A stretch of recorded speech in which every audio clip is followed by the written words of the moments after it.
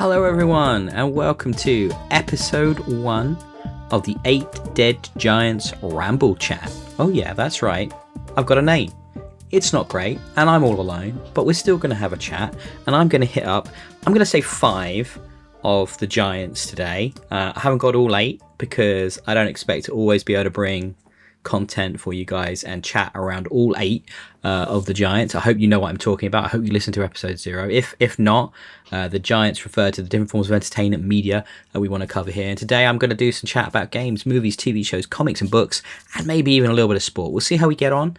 I think what we're going to do with these episodes is I want to start at the very beginning and give you an idea of what we're going to talk about. So in games, I really want to have a chat with you guys about Expedition 33, the Oblivion Remaster, and Assassin's Creed Shadows.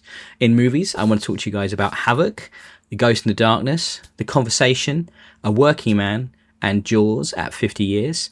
And then in TV, I want to have a chat about For All Mankind, Severence, Space Precinct, The Last of Us, The Studio, some WWE chat maybe, Daredevil Born Again, Star Wars Andor, and finally in comics and books, I want to talk a bit about the Star Trek comic books, Expeditionary Force, and the Infinite Timeline. And if we have time and we haven't gone on too long at that point, I might even have a chat to you guys about a little bit of sport and have a chat about F1. So yeah, big show, lots of stuff I want to talk about, but because I'm all by myself, it's going to be a slightly interesting dynamic.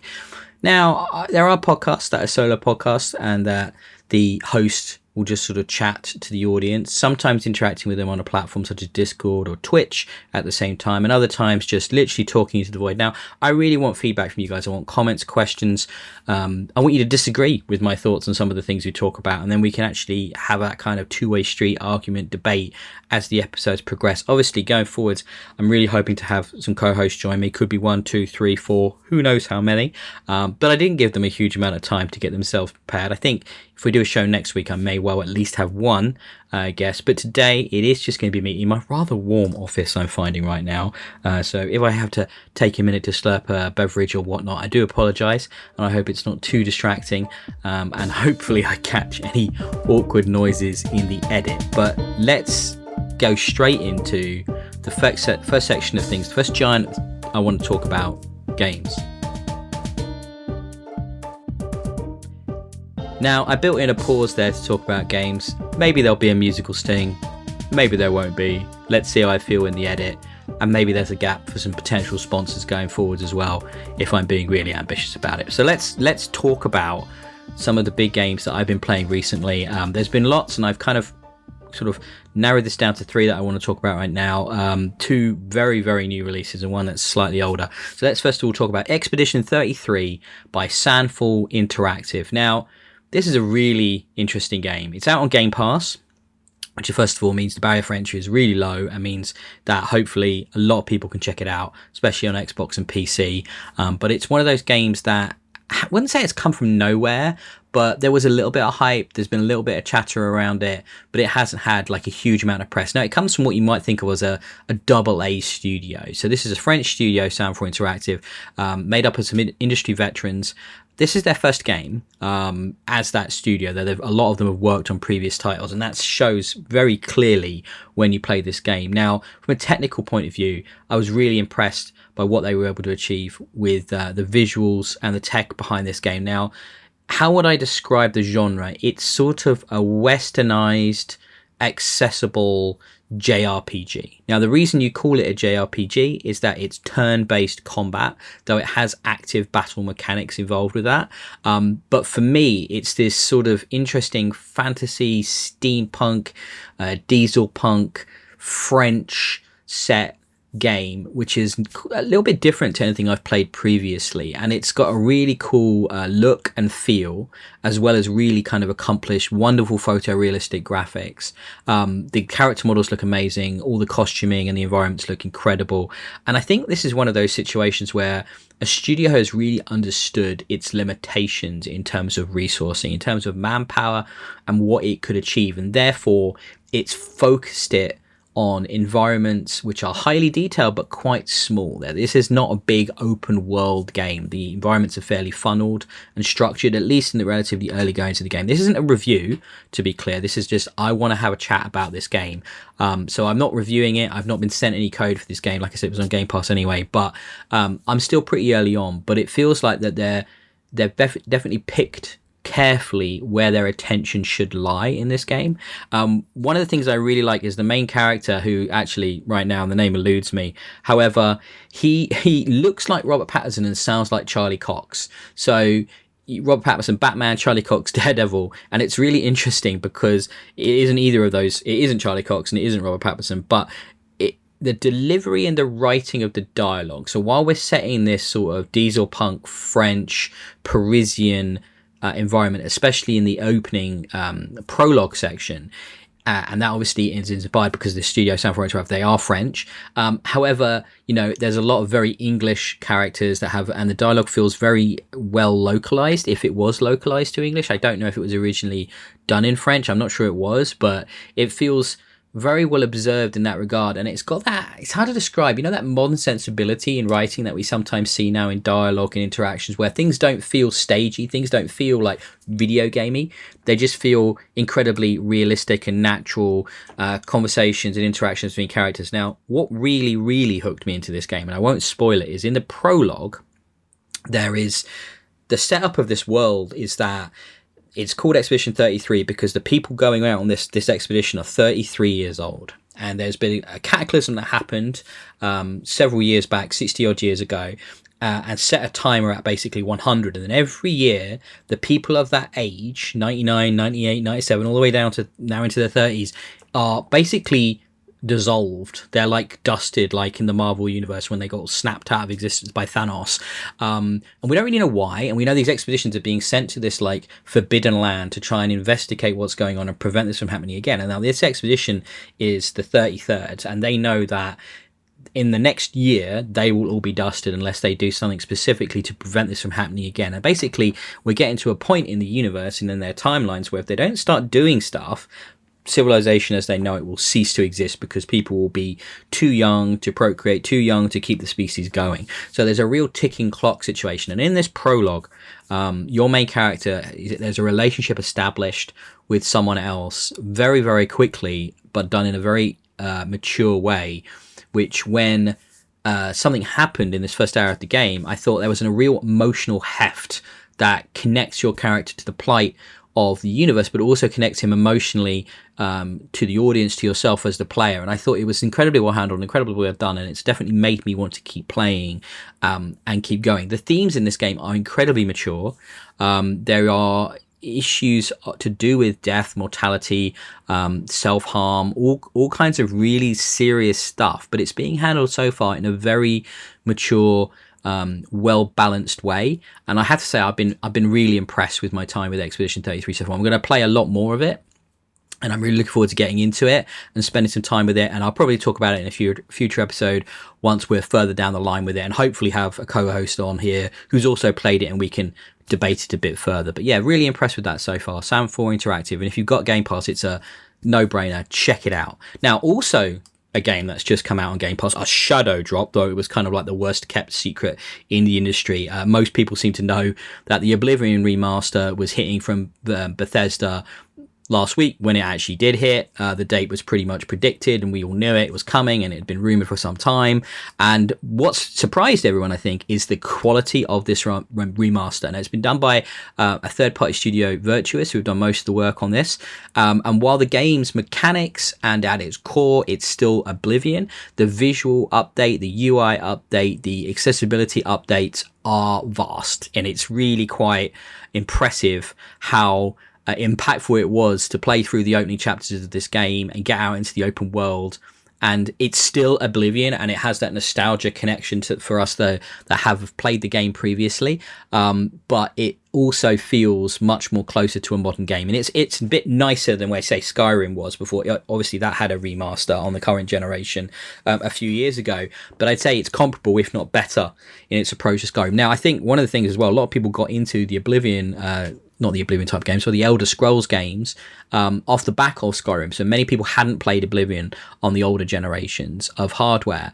And it's a really good opportunity for people to go back and play what I think is the best Elder Scrolls game. I actually prefer this game to Skyrim. I think the plot, the characters, the setting are all more interesting than the Skyrim settings. Now, I'm not the biggest fan of open world fantasy games as a whole. I find them a bit predictable and a bit obvious. However, this is an excellent example of the genre, and if you are looking for a world to throw yourself into that's finally been made accessible and finally been made appealing to a more modern audience, Oblivion is a fantastic one. Once again, it's on Game Pass on PC and on Xbox. It is available, obviously, like Expedition 33, to purchase on other platforms, but the Game Pass offering is so strong right now. There have been so many great games that have been coming out on this service that it's really easy to recommend it and suggest it to people as a really great service at £15 for the ultimate subscription. I think it is a month right now, which has obviously gone up in recent months and years, but it's still a really good value in my mind. And if you are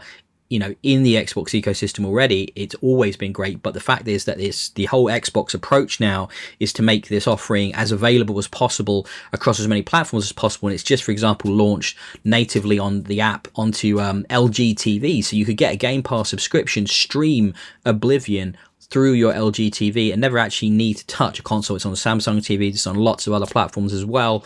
So they're really trying to make their games as available to as wide a group of people as possible, and it seems to be working. I think this pivot for Xbox is doing a great job for them. I know one of the potential co-hosts that's hopefully going to join me in the future was a diehard Xbox fan and has moved away and drifted away from Microsoft's ecosystem. And I can't wait to get into the reasons why with him about that in the future. But yeah, Oblivion, really worth checking out. Really, really great game. And it's a really well handled remaster, almost a remake, really, the levels that they go to.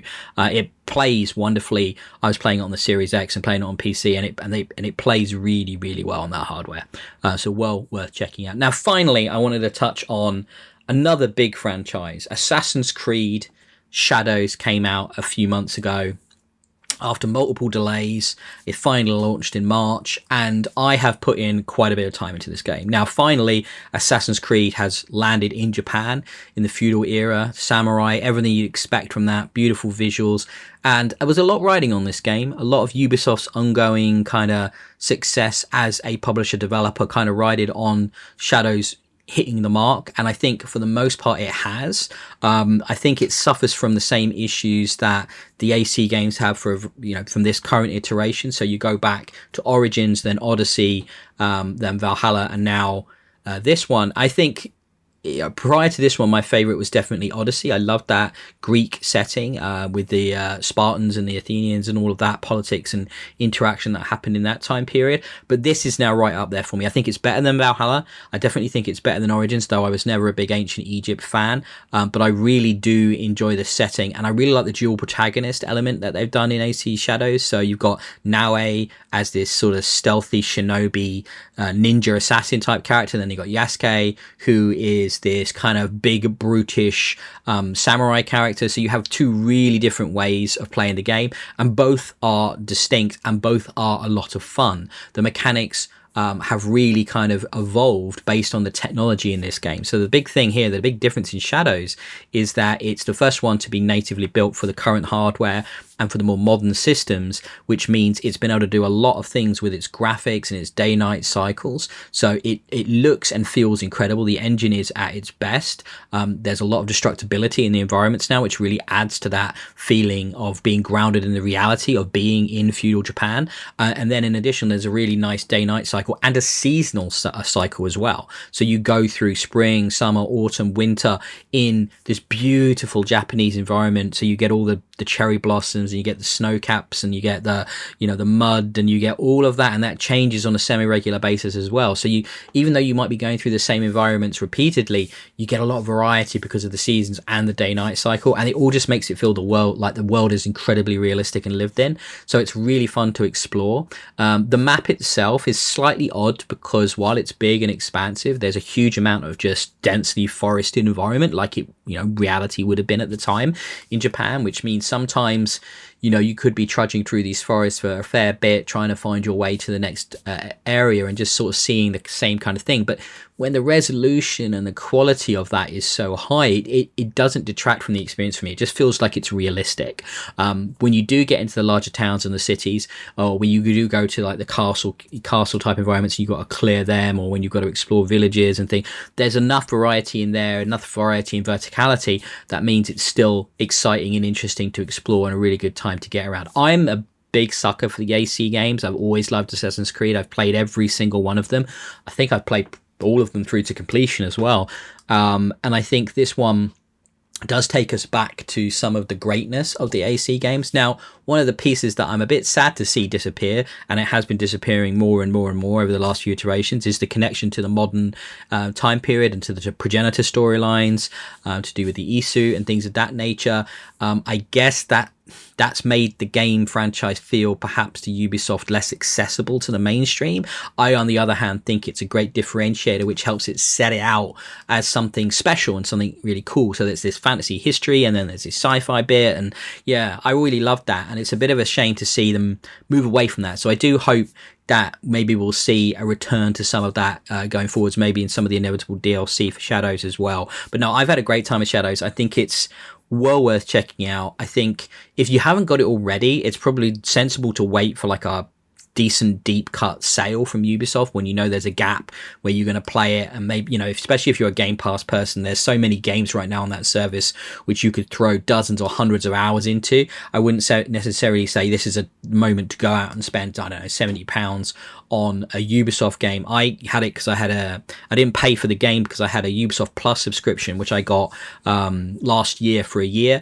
I got it in a sale and I was like, well, I knew Star Wars Galaxy was coming. I knew this was coming. So I was like, you know what, that covers the cost of that subscription. And then I've also got access to the whole library there as well. So, I don't love to talk about value in games because I think the game's inherent value is tied into what you take away from the experience. The problem is, of course, games are becoming more and more expensive. We've seen just recently with Nintendo and the Switch 2 that their RRP on the Switch 2 game seems to have crept up to like 80 quid, which is nuts. It's happened before, especially with Nintendo. But it's the kind of thing I'll be look forward to discussing with a co-host and talking about value and talking about the dollar and the pound connection to the entertainment value that you get out of these experiences. Don't think I want to get into it a lot right now. I know we'll be talking about the Switch 2 a lot more going forwards, and I look forward to doing that. But that's 3 big games and 3 big releases that I've been playing. I still think there's loads more to talk about, but they're all recommendations from me for different reasons. I think they're all worth checking out, and I think what you're going to notice when we do this, when we talk about the Giants and when we bring picks, as it were, to these episodes to discuss, they're going to be ones that we want to highlight as wins for us. I don't think this show is going to be about critically, raking over games we didn't like, unless I get to the point where I start saying code again for review, and then we have to critically assess even the mediocre and the poor games. At this point, I just want us to champion on here the stuff we love. So that's the giant of games out of the way. Next up, movies. One of the things I guess I'd forgotten about solo podcasting and the beauty of solo podcasting is when you get to a section and, hey, guess what? I can take a breather and have a little drink. And I just did that. So, yeah. So here we are now. Let's talk about some of the movies I've watched recently for a few different reasons. So let's talk about, first of all, big new release onto Netflix, Gareth Evans, Tom Hardy, Havoc. Now, Gareth Evans, if you don't know him, is the director, and Gareth Evans made one of the biggest surprise, amazing action movies of, well, almost ever in my book, which was The Raid.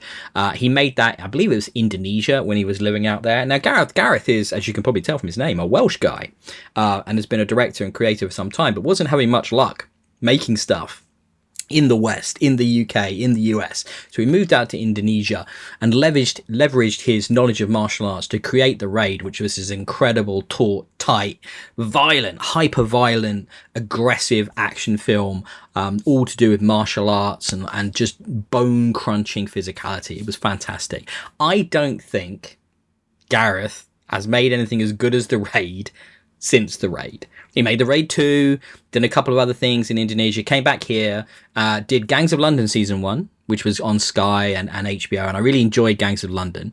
But obviously it's a TV show, so it's kind of like the big beats are stretched out a lot more. And this is kind of his first time back in the action genre for quite a while in a movie. And this is a movie that's got stuck in a bit of development hell. It should have come out about 2 years ago. They did some reshooting. They've done some restructuring. They had some problems around the writer's strike and things like that. And finally it's come out starring Tom Hardy. Now, Tom Hardy, not known for his ability to do kung fu moves. So what you'll notice immediately in Havoc, and it is a recommendation, I do think you should check it out, but what you'll notice is that it's not so much about kung fu, high kicks, all that kind of stuff that you'd expect from the Raid.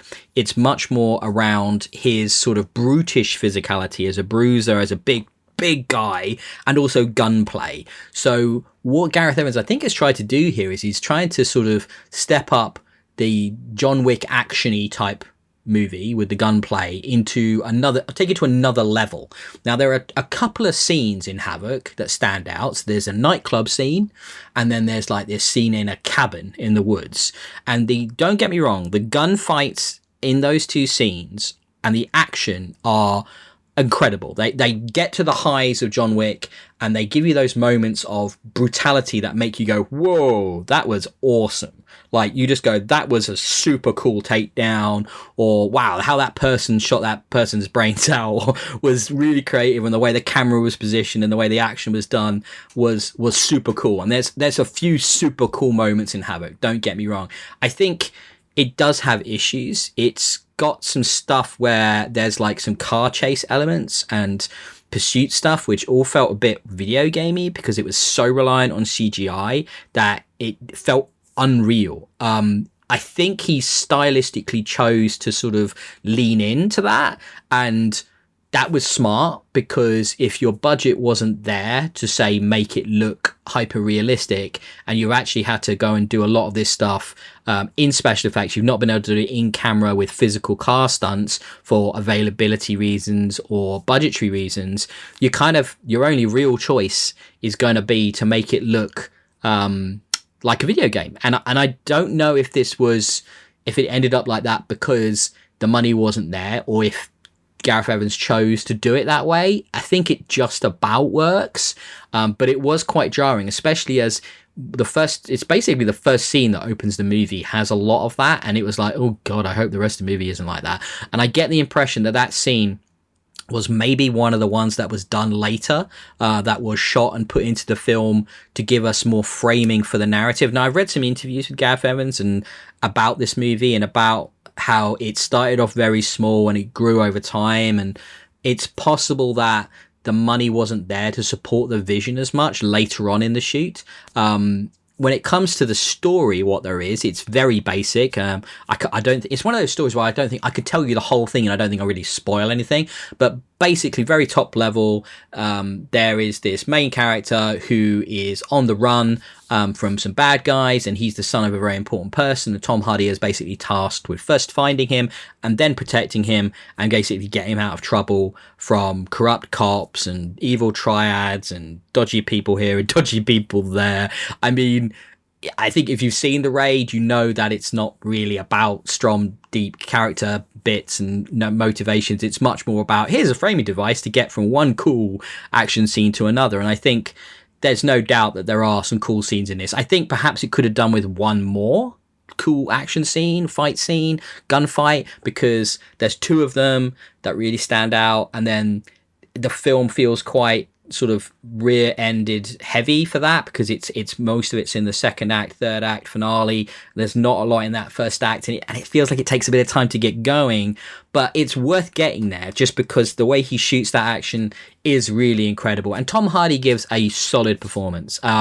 He does this sort of like bad cop, but he's bad cop because he was forced into it. His heart of gold, really, heart's in the right place, and you get just enough around him to feel his plight and care about what happens to him. And same for the charge, the person he's looking after. You get just enough.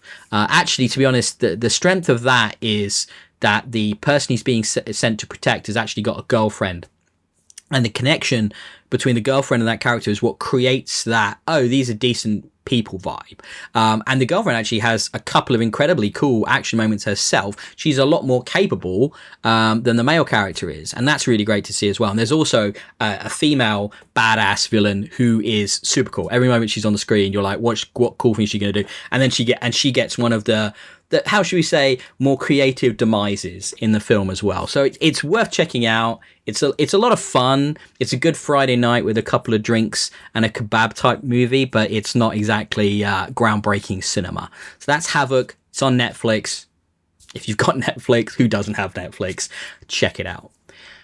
Slightly sadder note now to talk about. There's a couple of movies I'm going to actually have a chat about now where I was inspired to watch them because of the sad passing of the lead actor in that movie. Now, we lost one of the coolest actors recently, a really interesting person, like from everything that you've ever read about him. Val Kilmer passed away in the last few weeks, and off the back of that, I was seeking out some films from his oeuvre, his back catalogue. And I actually found one. I saw one. I got recommended to watch this, and I'd never seen it before. Now, it's called The Ghost and the Darkness. This is a really interesting movie. I can't imagine it's that well known because I know my films, but I'd never even heard of this. And it's obviously Val Kilmer and directed by Stephen Hopkins. And actually, Kirk Douglas has a fairly large role in this movie. And he's on the poster, but he doesn't really show up until halfway through the second act. It's one of those types of appearances, but he's very cool when he does show up. But Val Kilmer in this, how do I describe this movie? So it's like turn of the 1900s or late 1800s set in Africa. And it's colonial British. We're putting the railroad through this country to civilize them. And because we see this big business potential from doing that.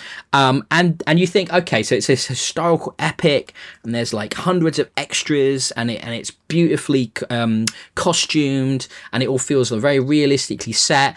No, it's not that though. This movie is a creature feature. This is Jaws, but with lions.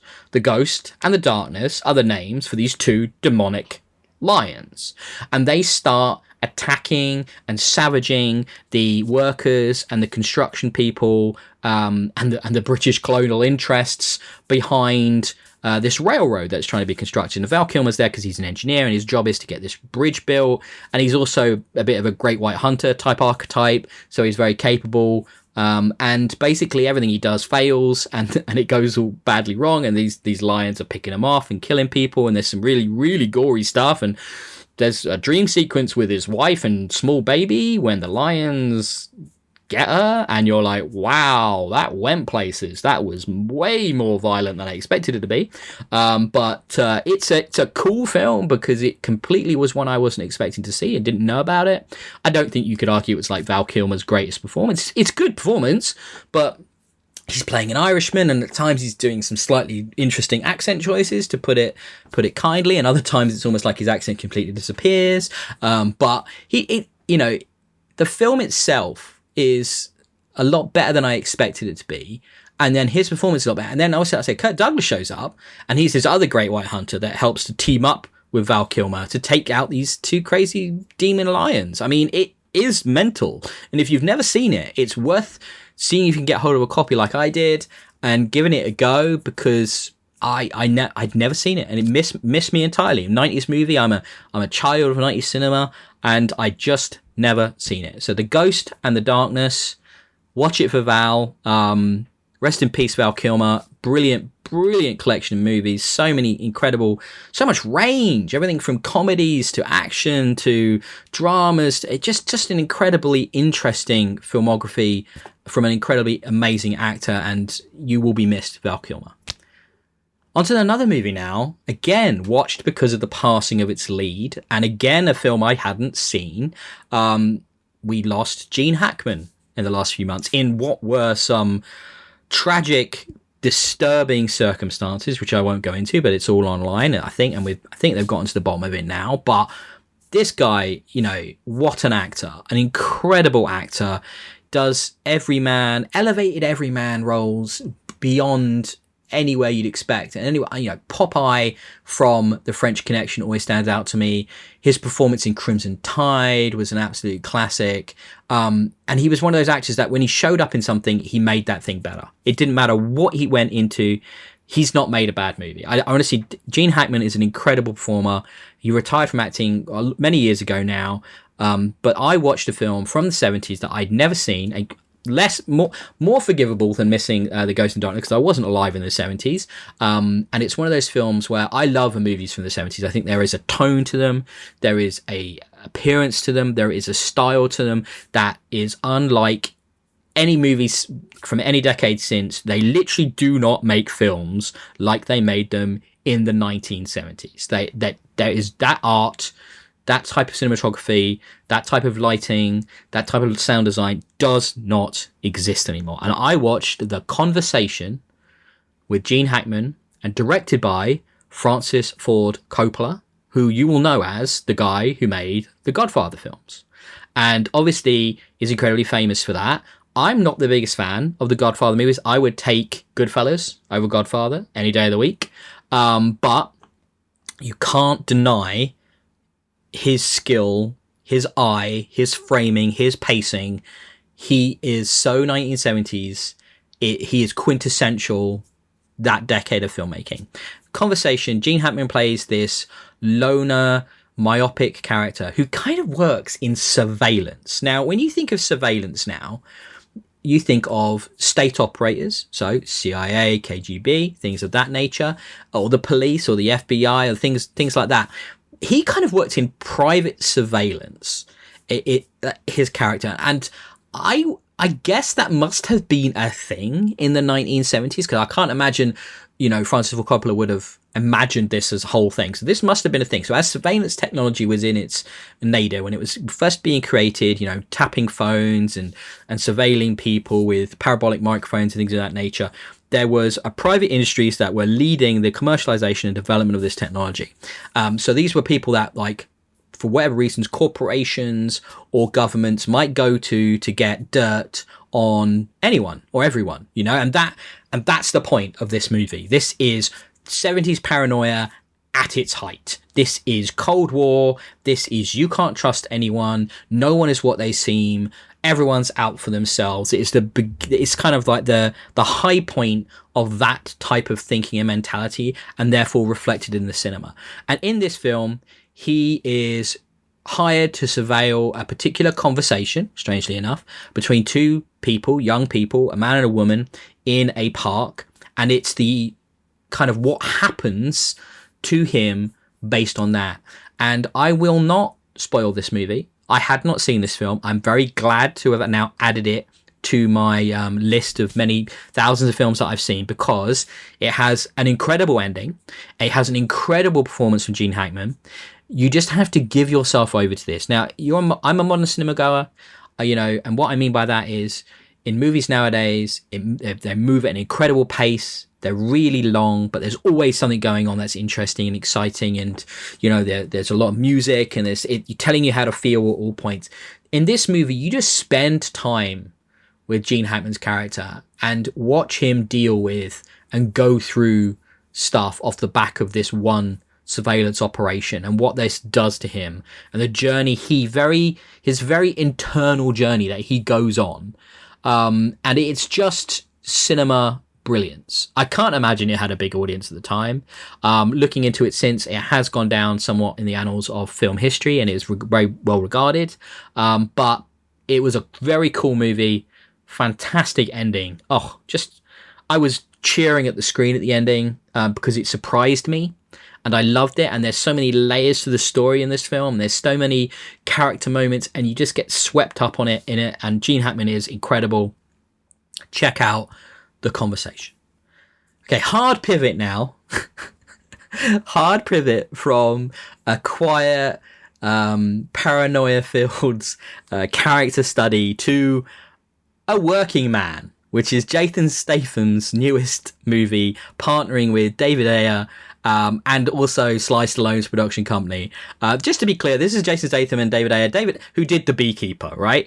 And at this point, a Jason Statham vehicle is as by the numbers as any kind of genre movie could be. You know exactly what you're going to get from this partnership of leading man and director, and that's what you get. So this is Jason Statham.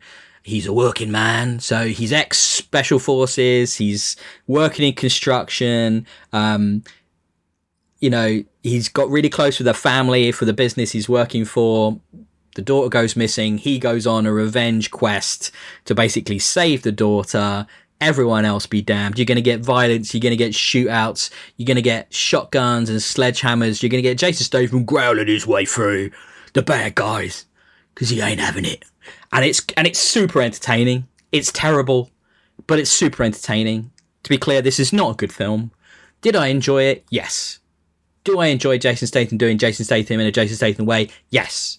Like, you can't really go wrong with that. Like, if that's the mood you're in, by all means, just go for it. Just go for it. And there's no denying that they go for it. I mean, the one thing that I kind of liked about The Beekeeper was it's an incredibly insane concept, The Beekeeper, which is this mad extra layer of special, like, government oversight, like, department, these beekeepers that protect the hive, and it has this kind of sci-fi weird fantasy element which really sets it apart. Working Man has none of that. This is very, very, very grounded in he's just a tough guy that's gonna sort him out. There's a biker gang in this. There's the Russian mob characters. It's all the kind of bad guys, greatest hits you'd expect Jason Statham to churn his way through and murder on his quest of protection and savior. And he crushes it. Like, he does this so well.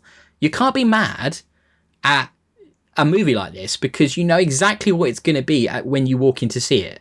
I can't remember what service did I see this on? I can't remember what it was on now. But I saw it somewhere, and it's good fun. It's a very good Friday night movie. Again, drinks, your mates, have a blast. Worth checking out. Finally, I just wanted to give a shout out to Jaws. Now, Jaws is my favorite film of all time. It's 50 years old this year, like right now. It's just had its anniversary. If you've not seen Jaws, don't talk to me until you've done that. Go and buy a Blu-ray, buy a 4K, get a stream, watch it. Jaws is one of the best films ever made. It's the first ever summer blockbuster. It's got some of the best direction ever from Steven Spielberg. It's got some of the best performances from a brilliant ensemble cast. I don't need to tell you about it. If I do need to tell you about it, what are you doing? Go see Jaws. It's 50 years old. It is one of the greatest films of all time, made in the 1970s. Many sequels, none of which are as good as it.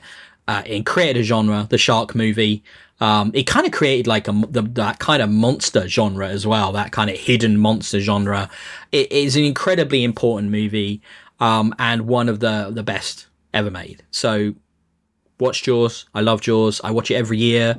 I bought it on many, many formats and owned it in many, many places over the years, and I will continue to support Jaws. That's the end of movies. TV shows. I love TV show. At some point, I'll cross-promote between Dead Giants and the TV-focused community I run on Reddit, but not today. So I do spend a lot of time watching TV, talking about TV, listening to other things about TV. So to say I wasn't up on TV would be a understatement.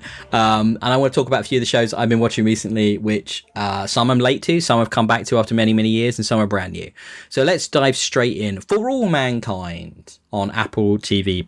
Joel Kinnaman et al. Big ensemble cast, lots of great actors in this. This is probably one of the most underrated, under the radar shows coming out at the moment. I've only recently caught up with it, and I'm 2 episodes off the end of season 4 now, before season 5 comes out this year. Top level concept for this show is genius. What if in the 60s the Russians beat the US to the moon? What would that have done for politics, the world, the space race, technological development, all of that? And now we're up to the 2000s in the show, so each season has jumped ahead about a decade, And it's sort of delved into that alternate history, alternate kind of events concept, and it's full of great characters, great special effects, very grounded, realistic take on space travel and colonization of space and various bodies in space. I don't want to get into spoiler territory. I think you've got to watch it. I really want people to know more about this show, to check this show out, because it's incredibly well done. It is science fiction, but because it's alternate history, it grounds things so brilliantly, and it therefore kind of in your head, you're a bit more forgiving and accepting of the dramatic melodrama that we get from some of these characters as well, and the way a particular family has grown and moved through these decades and show you what they've done and why they've done what they do. And so there is quite a lot of that kind of soapy stuff in there, but because of the settings and because of the wider global kind of milieu of the whole concept, you sort of don't notice that's what's happening. And it's just brilliant. It's just really well made, really fun to watch, really exciting, heartbreaking. Oh man, at the end of one season, I was in tears. No lie, no exaggeration. I was crying at the end of one of the seasons of this, because of what happened to two particular characters. And it was so well done. And it was such heroism and selflessness. And it was just all the good stuff that you want people to be like in reality, and unfortunately more often than not they let you down. But it's incredible escapist television. Watch it. I've also obviously just watched, eagerly devoured each week as they came out on Apple TV Plus, the big breakout hit from Apple TV Plus, which has been Severance. So we just had Severance season 2 after a good 2-3 year gap, I think it was, between 1 and 2. Severance was a big shock and surprise in its first season. Created by Ben Stiller, starring Adam Scott, who you might remember from Parks and Rec and other sort of sitcoms, but he's a really fantastic actor. And Ben Stiller, turns out, fantastic director, fantastic writer as well. Obviously, people do forget he's done directing for a while. Like, he directed Tropic Thunder, for example, which is a brilliant war movie as well as a brilliant comedy. So it shouldn't really be a surprise that his production is of a really high quality. The concept of Severance, how the hell do you describe Severance? So it's like this office that's also a cult, that's also evil, and there are these people that work there that have had their brains separated, hence severed, between their work life and their home life, so that they're basically two people. And it dives into all of that, and it really goes into that in season 2. And it's like, right, so now I've given you 2 reasons to check out Apple TV Plus. If you don't have a sub to that, and you want to do like a trial, For All Mankind, Severance, they're the 2 things. There's a lot more on there as well, but they're the 2 things that I would watch straight away. There is so much good stuff on Apple TV Plus. I've got another show I'm going to talk about from Apple TV Plus as well in a minute. And I might actually, why don't I just do that now? I'm just going to pivot straight into that now, because I think a lot of people have heard about Severance already at this point. If they haven't seen it already, you've heard people talking about it. It had the moment it had around season 2 was massive. So the next one I want to mention is new. It's still airing right now, and it's called The Studio. So The Studio is Seth Rogen's thing with his partner Evan Goldberg, and they've often written and done stuff together ever since Superbad, which was a seminal movie about teen drama growing up. Very funny, very, very raucous and rude in the 2000s. I will always love that movie because it's really hit me at the right time. But no, so Seth and Evan are still doing stuff together, and their latest thing is this comedy, half-hour, 45-minute long per episode show on Apple TV Plus, all about what it's like, the business side of being a studio exec, creating films, and Seth plays the lead character in this, and he is the studio boss for this Continental Pictures, and it's kind of all a bit about his sort of farcical falling through of this world, and like how he interacts with people, and how he basically sort of just stumbles around and hopes to make great movies. He loves film, this character, kind of like I love film, and it would be that torturous continuous compromise of your values of what you'd want great film to be and great cinema to be, and always having to not quite achieve that, and instead make awful franchise movies and awful slop that will actually sell, whereas what you want to make is just brilliant cinema. There's got some fantastic A-list cameos in this, often where these A-listers are totally unafraid of sending themselves up and portraying themselves really, really negatively and to very, very funny effect. It's shot wonderfully, it's produced wonderfully, it's written wonderfully, all the performances are incredible. It feels like it's a documentary at times. It feels so real, and that's why it's so funny, because you know some of this stuff is happening in reality, and you know those types of personalities are a big part of the Hollywood studio system, because that's the system Seth and Evan lived in. And so what they're writing from is what they know, and that's what they've always done in their projects. So it has this, it rings so true, and therefore it just hits again and again and again. And I just look forward to watching an episode of that every single week. I know I'm going to laugh, I'm going to cry at the state of Hollywood. And each episode kind of is a standalone look at a different element of that machinery and of the types of interactions there. So there's connective tissue, but they all kind of work by themselves as well as their own little cinematic experiences. It's just brilliant. The studio is going to go down as one of the greatest sitcoms ever made. Like, incredible, incredible stuff. Okay, now I'm going to go way back. To a TV show that I don't think many people are super aware of. It's not good, but I was really excited to pick up, for the first time ever in physical form, a 1080p version of Jim Henson's seminal classic, Space Precinct. I say seminal classic, but it's no Thunderbirds, that's for sure, or even Captain Scarlet or Stingray. So this was, at the time, this will blow your minds, at the time, this was the most expensive TV show ever made, at over $1 million an episode. And you watch it now and you go, okay, well, it wasn't on the script, was it, Jim? It's not particularly well written. It's quite cliche at times and like comically dated. But so the setup here is what it is, right? Space Precinct. So it's this group of cops in a floating space precinct above a planet, an alien planet, and it's about the exploits of basically there's one main character, and he's got a partner as well, and about them dealing with crazy, weird alien stuff. And they're like from New York, so they're like from the beat. So it's, imagine the characters from like a Law and Order or an NYPD Blue if they were in space dealing with alien stuff. It is insanely ambitious for the time, because it's this mixture of live action and then, puppetry, which is how they do all the special effects, all the space chases and, things like that. That's all puppetry. And then there's loads, and I mean loads, of really quite expensive practical costuming for the aliens. Now, obviously nowadays, a lot of that would be done with CG, and therefore would be a lot easier and probably a lot cheaper.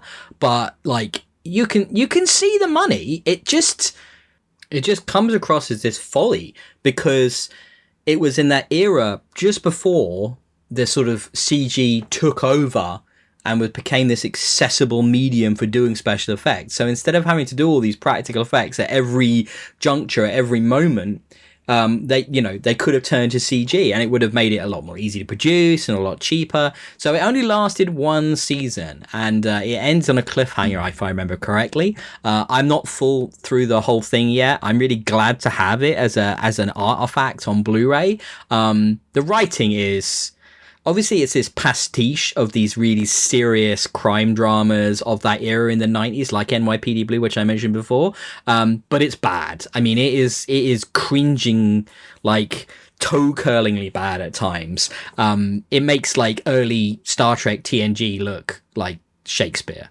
It's not good. It's not good. But I enjoy it from the perspective that I grew up on it, and when I was a kid, I was born in 83, so I was watching that as it came out, probably at 10, 12, something like that, and thought it was awesome. And I remember having the toys and having the cruiser and stuff like that, and yeah, it's fun from that perspective. So that's Space Precinct. Yeah. Let's now talk about three of the big shows landing right now. So we've got The Last of Us, we've got Daredevil Born Again, which has just finished, and we got Star Wars Andor. So let's talk about Daredevil Born Again first of all. Interesting, like, story behind the production of this, how Marvel got quite far forwards and through shooting it and producing it with a different showrunner, and then they saw what had been produced, and it was this really episodic kind of crime procedural sort of lawyer procedural show, and they were like, what have you done to my Daredevil? You've made my Daredevil boring. We want this to be dark and gritty like Netflix stuff. And they kicked that showrunner out the door, and then they went and got a new showrunner who has then had to sort of, he's shot a new first episode, he's not shot a new last episode. I believe he's done bits and pieces throughout the series, he's recut stuff. You know, originally Karen Page and Foggy Nelson weren't even in this show, and they've become quite integral parts of it again. And so he's had to sort of save Daredevil, and that shows in this season. The season is, to call it inconsistent would be pretty spot on, because you've got these different elements sort of fighting with each other. You've got the early stuff, which the very first episode with this really brutal fight and this big shocking moment, and then it kind of goes off into this sort of slightly tangential procedurally bits, and there are lots of bits of it where you watch it and go, as a self-contained thing, oh yeah, that was entertaining, that was kind of cool, but as a whole it doesn't hang that well together. And I think the whole thing works really well as a setup for what will be probably a much more authentic Daredevil show in season 2, but we're going to have to wait 8, 9, 12 months or whatever before we get to see that. They're shooting it right now. I feel like they're going to try and get that through pretty quick, because right now it doesn't really feel like it had an ending at the end of the first season. There's lots of plot points left wide open. There's lots of moments where you're like, why didn't Luke Cage show up? Or where are the other characters? Even Iron Fist, which is just the worst thing ever that Netflix produced, but for the Marvel stuff. But like, why is he not a part of this? You know, there is some Punisher in there, don't get me wrong, but I think there should have been loads more of it. And it just felt a bit of a mishmash, which is what it was, right? So I think they did a great job of saving what was going to be probably quite a disaster after how some of the more recent Marvel TV shows were received. The She-Hulks, the Echoes, things of that nature.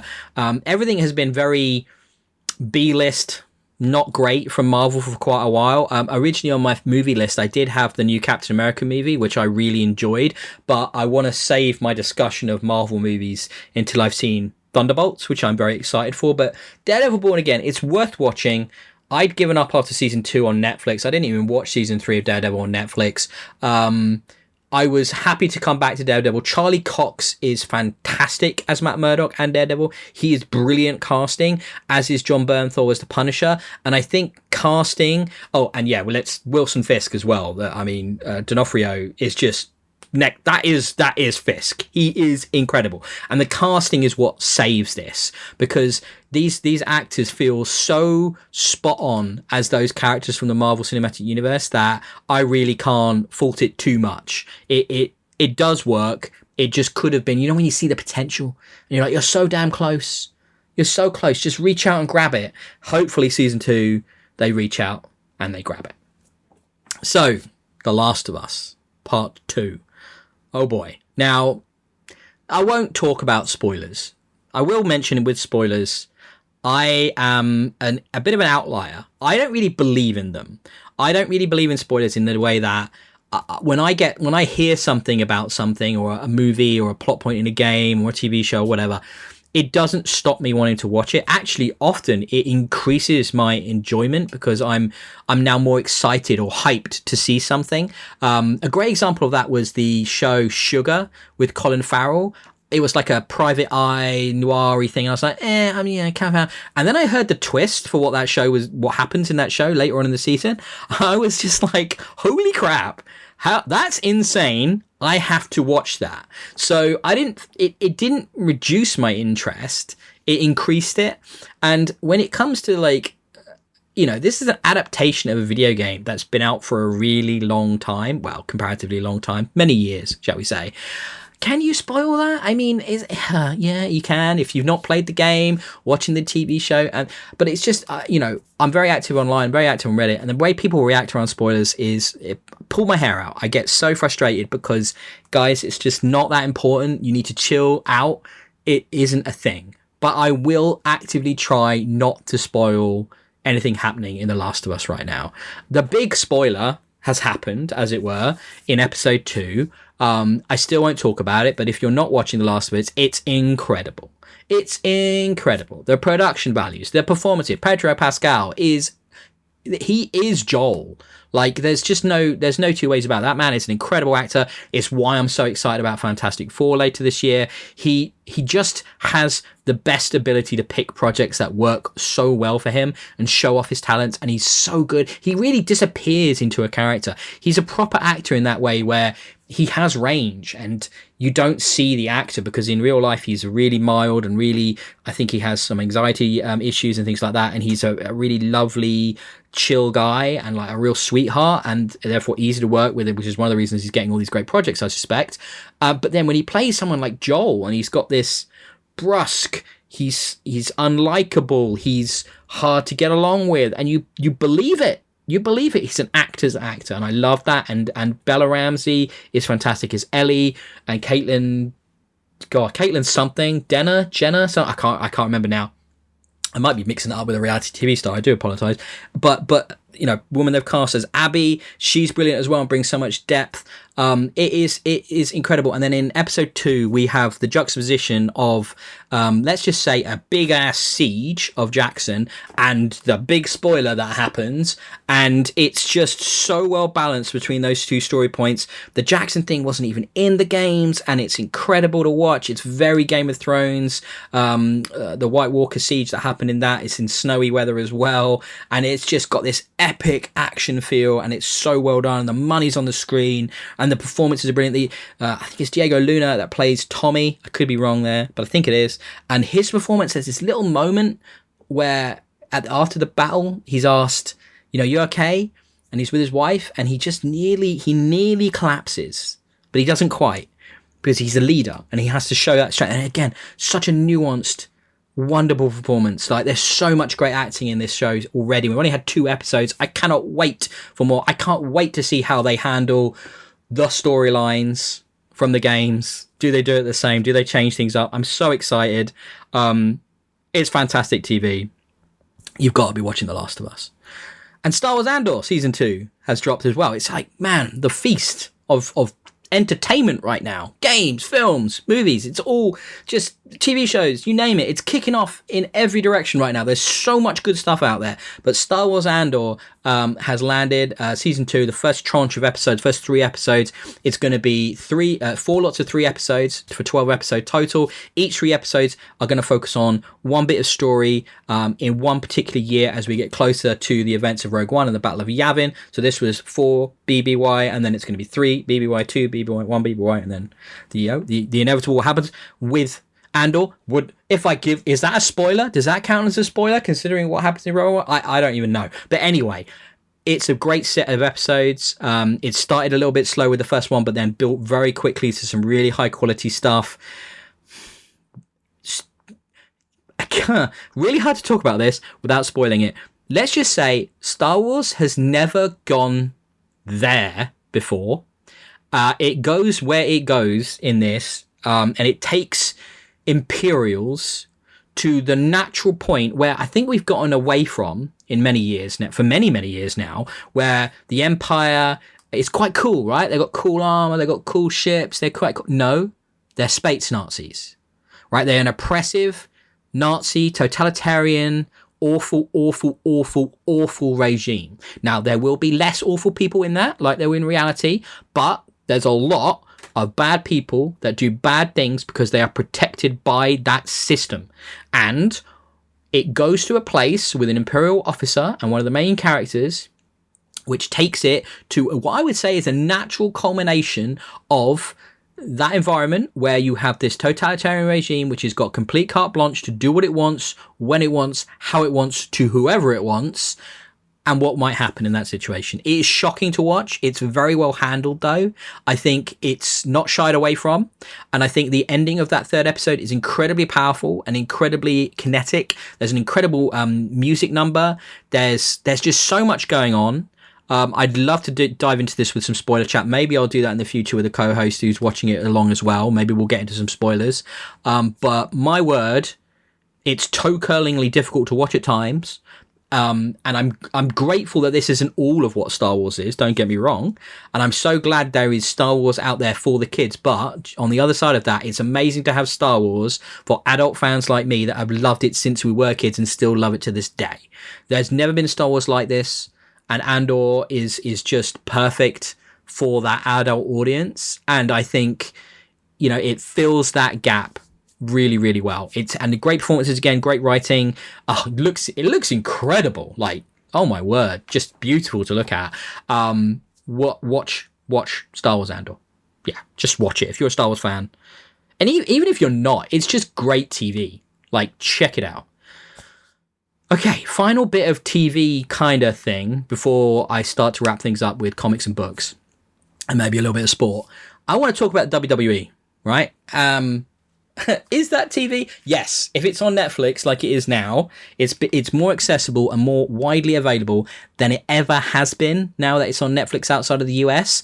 And because of that, I watched all of WrestleMania and I'm super up to date with what's going on with people like John Cena. The product is okay right now. I don't think it's the best it's ever been, but it's okay. It's better than when Vince was calling the shots and booking the matches. I could nerd out hard about the ins and outs of the WWE and wrestling and talk about fantasy booking and talk about why this booking works and why that booking doesn't work and, you know, heel turns and all that crap. But I think I'd rather do that with another wrestling fan on the show. I don't know if I've got any co-hosts that are wrestling fans other than me. But we can maybe get into that in the future. But the fact that it's on Netflix now, if you know you're at all curious, like WrestleMania is always a good place to jump in, or the Royal Rumble, that's another great place to jump in. Always a very entertaining show, lots of reveals, lots of twists and turns and things like that. So now is a good time if you're up for it. But yeah, that we'll leave it at that for now. We might come back to the WWE in the future. That's it for TV. Back in a minute with comics and books. So I kind of wanted to sort of talk about comics and books and things like that. And I know one of the other giants is going to be music, and I want to get into that with a certain co-host as well as these episodes progress. But comics and books, because there's some great stuff being written and created in these mediums, and it doesn't always get, I think, the attention it deserves in a more mainstream, wider platform. So here I am trying to address that on this podcast, which will probably have like no listeners, but that's cool. Let me start off with this is almost like I'm trying to be accessible with this one, right? This first chat about comics. Right? So there are these comics coming out right now from IDW that are the Star Trek comics. And you're like, really? Really? Licensed comics? Really? That's what you're going to try and use to get into it here? But the only reason is that they've been doing it for, I think it's 2 or 3 years now. And they are really, really, really good. So they are set after all the events in the furthest point in the timeline, post sort of Nemesis, post DS9, post Voyager, but before the Picard TV show. And the comics are great because they've brought back characters and brought them into interact with each other in ways that they haven't before. And by that I mean characters from DS9 interacting with characters from TNG, interacting with characters from Voyager, and then lots of guest appearances from people you know, villains from over here, characters from over there. And then they've built to a couple of big story moments. So there was one big story moment, which was the return of Kahless, who was this clone of the original Klingon Emperor, and what that meant. And he kind of had like this cult thing, and then he was like going after trying to kill gods because he saw himself as the only true ruler. So he was doing this thing where he was like going after these like massive godlike celestial beings, which have been peppered throughout Star Trek over the years. And then there's now this off the back of that, but seeded ever since issue 1, is this big storyline with Lore. So Lore is Data's evil twin brother, if you like, from Star Trek TNG. And I don't want to sort of spoil it too much, but where they've gone with that is proper crazy. And it's huge and it's epic and it's universe breaking and redefining, and they're just really entertaining, really well written stories in the Star Trek universe. Is for a fan like me, for a Trekkie like me, it's great fan service to have, like, you know, Benjamin Sisko interacting with Beverly Crusher, interacting with Harry Kim, interacting with Lieutenant Paris or Lieutenant Torres, and having all of these players that you recognize. And then even some old school ones like Spock or Scotty, which they found a way to bring back. And like, it's just bonkers and fan servicey, but also really well written and really creative. And it feels like the proper Star Trek sequel we've not had. Star Trek's output for the last few years has been incredibly all over the place. Like everything as bad as Section 31 was, all the way through to as good as the final series of Picard was. And I say good, but even better than that is Star Trek Strange New Worlds, which is the Pike Enterprise storylines. We've got a new season of that about to drop, and I'm sure we'll talk about it on here. I'm really excited about that and where that's going to go with the Gorn and how they've made them a proper scary presence in Star Trek. And they're like really interesting, different stuff coming out from Strange New Worlds, which is by far the best Star Trek show. But we've also had things like Discovery, which was just garbage. Like, it might have had a few good bits, but for the most part, it was terrible. So inconsistent, so all over the place. It's like Star Trek's got a real problem with its own identity right now. It doesn't know what it is. It doesn't know where it wants to go. There's no movies being made right now. That, you know, there was nearly a Star Trek Quentin Tarantino movie. How cool would that have been? Or at least interesting to see what that would have been. But that's been canned. You know, there's talk about Star Trek 4 trying to get, you know, Simon Pegg and Chris Pine back together, but I'm not sure if that's going to happen with Zachary Quinto and stuff. But you know, you never know, maybe, but it's just really, really inconsistent right now, really all over the place. So the Star Trek comic is a real high point for Star Trek right now, and I'd imagine most people have not checked it out. So you go back to the first issue, there's like two series, there's Star Trek and then there's Star Trek Defiant, and they kind of interweave and connect up at various events and stuff like that. And they're both really, really good, and they're both worth reading. So check out the Star Trek comic books.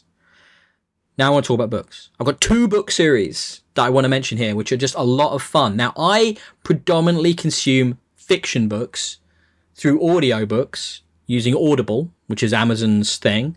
These 2 series are both predominantly read by the same narrator. I think that's how I got into one of them, because I often go by narrators that I enjoy listening to. But the first one I want to talk about is The Expeditionary Force by Craig Allenson. The top line concept here is modern day Earth is invaded by aliens. Pretty standard for a sci-fi book.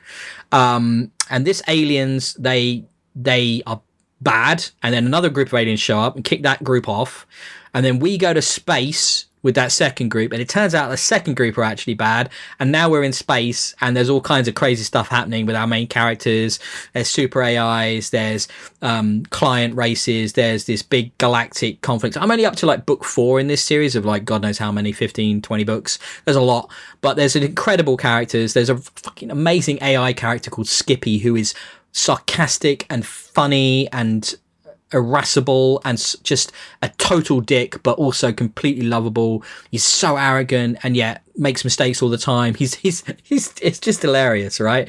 And it's really great military sci-fi fun, lots of, you know, exploring, lots of discovering of new things, and always something going on to keep you interested. Really recommend The Expeditionary Force by Craig Allenson, read by R.C. Bray, which connected me up to the books by Jeremy Robinson, specifically the Infinite Timeline series, kinda.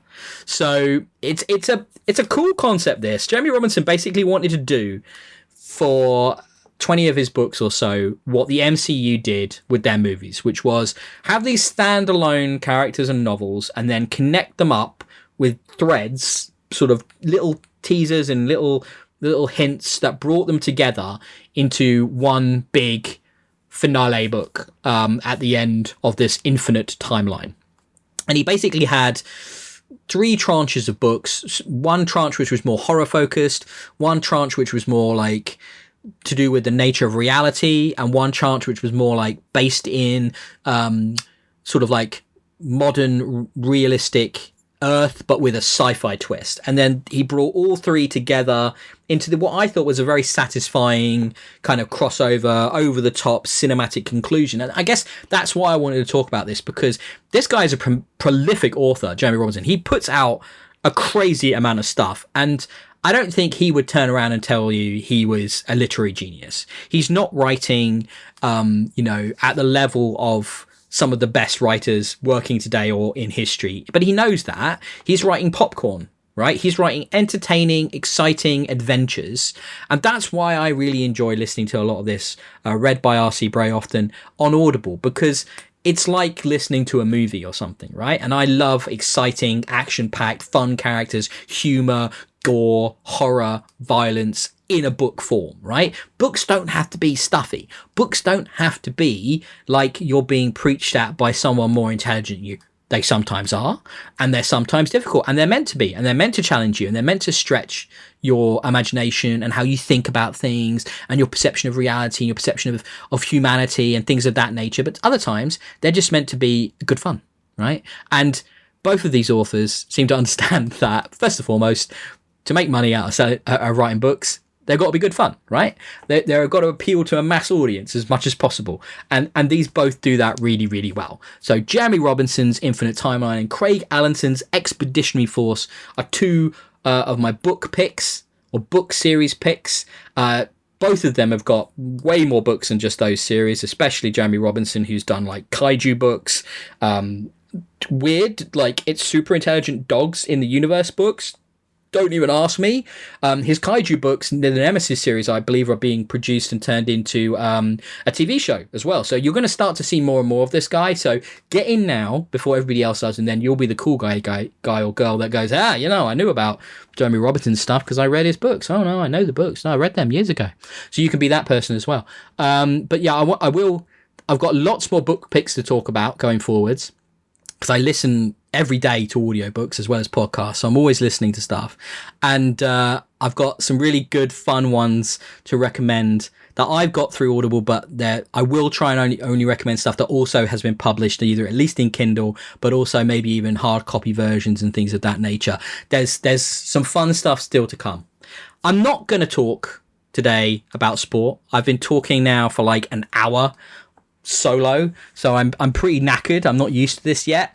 I hope you found this sort of entertaining and fun. We've gone over a lot of things together. We've certainly had a good chat. I hope you enjoyed it. Please leave me comments, give me feedback. Next time I really hope to do this with another co-host, just because it then gives me a chance to not have a sore throat.